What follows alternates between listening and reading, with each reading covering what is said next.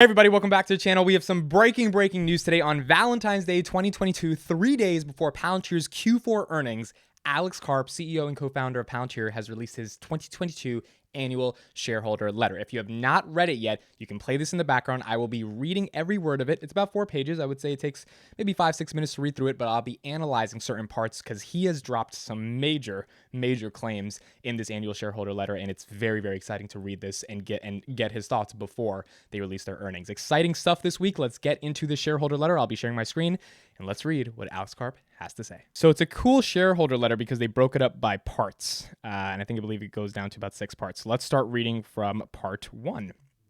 Our existence has been improbable. We founded the company to build software for defense and intelligence agencies whose budgets were larger than the economies of some countries. They had the personnel and the funding, but not the software they needed to do their jobs. The incumbents that dominated the industry had tens of thousands of employees and essentially unlimited resources. We had about 5 people and an idea for a product. So here he's talking about sort of the beginnings of Palantir in terms of there was demand, but there wasn't really the technology that existed. Our business has changed since then. We have grown significantly over the past 2 decades and helped to create an entire category of software development, one whose full potential we believe is still becoming apparent. The strength and continued survival of every large organization in the world requires the implementation of software platforms that are capable of enabling both technical and non-technical workforces to model and make sense of the world in which we live in.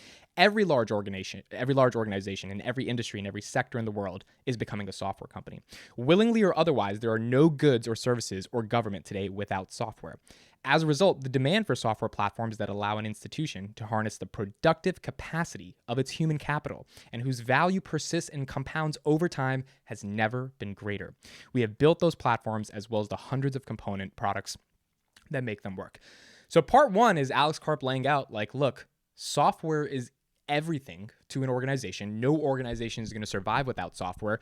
We had 5 guys and an idea for a product that could fundamentally change the world in terms of how we could actually provide intelligence to defense departments. We've realized that product could be utilized in a lot of different ways, and now we realize that the entire world will potentially be able to see the potential of our product because the entire world is going to need some type of software infrastructure in order to survive. In this 20th century, moats may have existed protecting the markets and profits of the certain companies and industries from erosion by competition.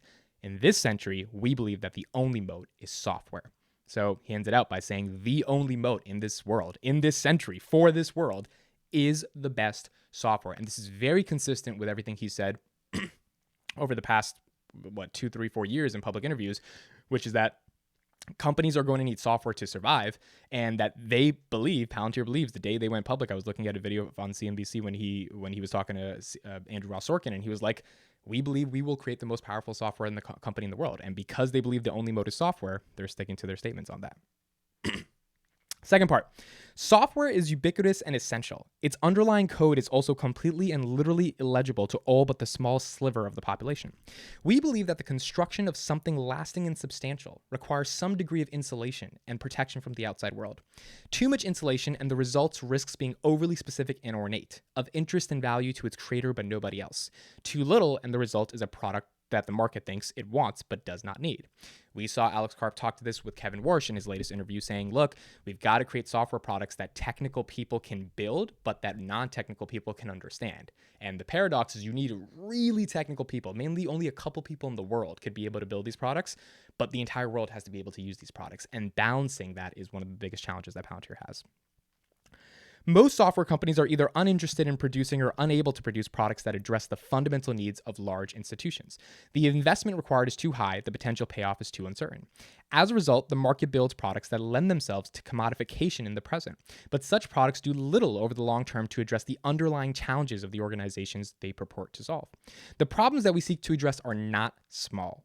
The construction of software platforms that consist of hundreds of component parts for the purpose of metabolizing tens of thousands of tables of data, some of which have billions of rows each, presents enormous technical challenges.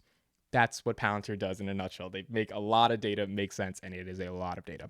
And the effective adoption and implementation of such a platform at an organization that may have dozens of separate divisions of hundreds of thousands of people presents further challenges. The management of data across different countries and legal regimes adds additional complexity. A commitment to the development and refinement of an idea over the long term is required in order to build something significant that is and will continue to be of value. That was the second part of the letter. So in the second part, he's just saying, the first part was like, look, software is going to eat the world, and we are going to create the biggest software company that ends up eating the world because we're going to be implemented in everyone's company. And the second part he's saying is there's only really a couple of people that can do this, and we're kind of up there. And he's implying that because he's showing how difficult it is to actually be able to harness the power of the data in your organization in a meaningful way. Sort of projecting that this is the future that Palantir is going to be able to solve for organizations. Part 3. A misalignment exists between the producers and consumers of software. The software industry today has become an extractive enterprise. Most of the largest consumer internet companies in Silicon Valley have built software products whose principal value is that they enable the efficient extraction and monetization of our personal information. We are the product for sale, not the software, which itself is often thin. Most understand and have perhaps resigned themselves to the arrangement at this point. Our inner lives are for sale. It is also increasingly clear that the value of such software, which is essentially parasitic and constructed for the purpose of monetizing a host, can be ephemeral and fragile. This is basically saying, screw you, all the big tech companies. All you do is care about people's data in order to have advertising. You don't actually care about building like a healthy society. I mean, when he's saying it is parasitic, for constructed for the purpose just to monetize a user, he's really calling out Silicon Valley. This gives you a sense. This gives shareholders, if they're investing in this company, a sense of why this company left Silicon Valley and really how they're trying to differentiate themselves culturally, sociologically, and philosophically from all other technology companies.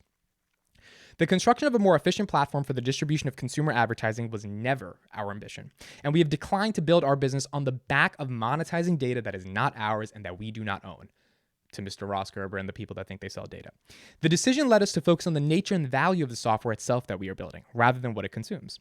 The distinction is significant and is the source of our alignment with our customers. The value that our software creates in the world is a result of the software itself, not the information or data of those who use it. And that alignment is in turn the source of everything we have built. This is kind of the argument going against Dave Lee's biggest question on Palantir. I did a video on that a while ago, which is that if a company doesn't own the data, then why is it valuable, right? So Tesla owns the data for their cars because they own the cars and they own the tracking cameras on the car, right? So they have billions of miles of data, so they have the most powerful AI. Well, Palantir is kind of like, look, we don't need the data. We don't want the data. We don't need to monetize the data. We need to give you the refinery for that data that is the oil in order for you to make sense of that data. And the refinery in and of itself is a probably multi-$100-billion business because a lot of people can't make really good refineries. So it's not a question of having data. It's a question of, do you even know how to make sense of it? And the process of making sense of it is the complex task. Part 4. We have views and defend them. The decision to act on something even approximating principle or actual belief is the radical one in the corporate world, given the current tendency in public life to eliminate any possibility of provocation and consequently any opportunity for genuine discourse or original thought. We will not back down from defending those who defend us. This is Palantir saying, look, we've picked a side. We believe in Western values and Western freedoms. We're going to defend that. We're not going to work with adversaries, and we literally don't care what you have to say. If you're a shareholder, you better get on board with that. The relationship between this country's governing elite and the military, whose existence is a precondition for the power of the ruling class, is unfortunately complex. An increasing divergence exists between the interests of the American ruling class and those of the public. The governing elite simply does not bear the costs of our nation's defense. We are not ambivalent about the side we have chosen when it comes to supporting the defense of the United States. Everything we have accomplished and everything we have built has been made possible by the country in which our company was founded. The extent of American outperformance in fostering a culture of productive insurgency when it comes to the construction and remaking of businesses is difficult to overstate. We are witnessing firsthand the singular ability of American institutions to adapt to the restructuring of our economy as a result of the advance and adoption of enterprise software that has converted nominally non-technical workforces across industries into engineers. What he's saying is America is changing, and businesses in America have to change. And as a result, there needs to be software to be able to protect these businesses and protect the institution of America, because if the American economy collapses, that's not good, as we are transitioning from an industrial economy to a fundamentally digital economy. The recent and significant expansion of our business in the United States reflects the maturation and refinement of our software platforms, but also the fundamental plasticity of this country's organizational culture. Look, he's making a point in part 4, which is just like we believe in Western values. We believe in the U.S. government. We are going to stand with the U.S. government when times get tough. And because the world is changing, because there's chaos. And because the United States is the country that allows our company to even exist, gives us the freedom to be able to pursue our own ambitions, this is the country, these are the values in a world that has a lot of values that are unfortunately paradoxical, contradictory, and complex that we are choosing to defend. And to be honest, that's why I like being a shareholder of the company. Like, they're definitive. They made a statement. They're not doing all this wishy-washy stuff. If Russia says, hey, you want to work with us? They'll be like, no. It's that simple. I don't know about the other tech companies. I mean, so it's just like, this is something that reading this, and we still have a little bit more to go, it makes me proud to own this stock. When they say that radical transparency or it's radical to believe something in the corporate world and stand up for those beliefs. I mean, think about that, right? The CEO is like, hey, it's radical just to have a belief because everyone will hate you to have that belief and stand for that belief. Most companies don't have a belief. Like, they have a belief on a certain day for a certain a group of people that they think they should protect, when in reality they do nothing for those group of people. We have a belief about particular values, and we are standing up for those values. Part 5. A commitment to the defense of a nation that rises above the ordinary gestures and theater of our present political life that often requires difficult choices and trade-offs. We understand that all technology, including ours, is dangerous and that software can be used as a weapon. Lives have been saved and taken as a result of our software products that we have built. He's talking about the use of Palantir Gotham in the military. There are risks. Most companies in Silicon Valley attempt to obscure or deny the existence of the exceedingly difficult questions that arise as a consequence of building novel forms of technology that enable defense and intelligence agencies to conduct their operations and target terrorists. The technocratic elite in Silicon Valley may believe that most or all of the world's significant moral and political questions have been resolved, that the divergent views of a broader public may be dismissed as an inconvenient and unconsidered notes of dissent. We disagree. The constraints that some of the largest technology companies in the world attempt to impose on our public discourse risks compromising their ability to remain disruptive or else co-sign them to disrupt a world in which they alone live. The argument he's making here, essentially, is that there are trade-offs when you create technology platforms. And a lot of the big tech companies that have democratized the world's information, so that have given access to people to be able to express themselves, for example, we're talking about social networks, they believe that they've done all the hard work because they allowed the freedom of ideas to be explored in the marketplace of ideas, right? Freedom of speech, you can post whatever you want, and then you can duke it out on Twitter or whatever. Karp's argument is like, well, the world's more complex than that. There's a lot more things happening. There's a lot more things that have to be revolved. And the technocratic elite in Silicon Valley believe that all the world's significant moral and political issues have been resolved, but that is not true because we work with the US government, we work with stopping terrorists, we know what it actually means to protect an entire country's infrastructure, and so we have a fundamentally different belief on how to govern a company that is allowed to actually make a meaningful change in the world. Part 6. A fortunate union exists between our business and our moral objectives. Other companies engage in elaborate efforts to distract from the lack of social value their underlying businesses create. But most attempts at such marketing are both ineffective and transparent. We believe that the public is largely uninterested in such theater from either its business or its political leaders. The American public may be forgiving of the instinctive self-regard and self-promotion of those in power, but only to the extent that the underlying system and republic delivers results and advances the general interest. We build software to ensure the survival of our most vital institutions, and we succeed only if and when those institutions do. Signed by Alex Karp, Chief Executive Officer and co-founder of Palantir Technologies.